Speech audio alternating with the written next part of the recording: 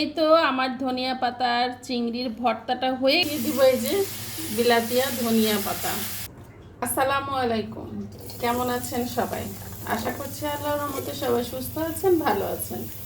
আমিও আলহামদুলিল্লাহ বেশ ভালো আছি। তো যখন আমরা মাংস খেতে খেতে একঘেয়েমি হয়ে যাই, ঠিক তখনই কিন্তু এরকম ধনিয়া পাতা ভর্তা খেলে মুখে রুচি চলে আসে। তো আমি এখন ধনিয়া পাতাটা ভর্তা বানাচ্ছি। তো দিয়ে দিলাম কিছু পেঁয়াজ, রসুন, কাঁচামরিচ, আর উপর দিয়ে দিয়ে দিব লবণ। তো আমি এই ভর্তাটা তেল ছাড়াই করব। তো এভাবে সুন্দর করে আগে একটু ভেজে নিব।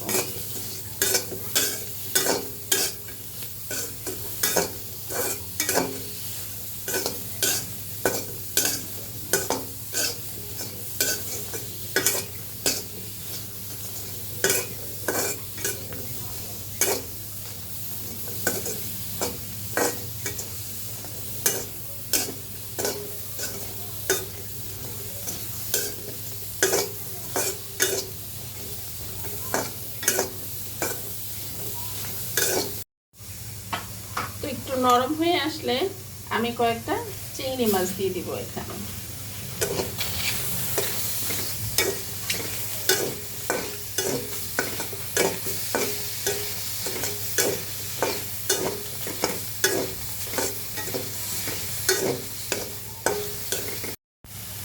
তো আমি এখন দিয়ে দিব এই যে বিলাতিয়া ধনিয়া পাতা।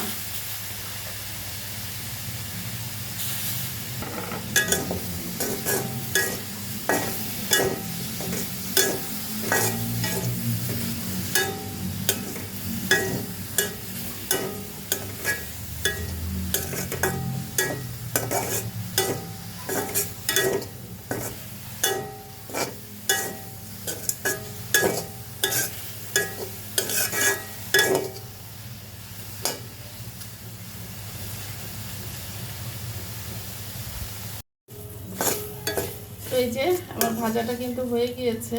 ঠান্ডা হয়ে গেলে তারপর আমি ব্লেন্ডারে ব্লেন্ড করে নিব।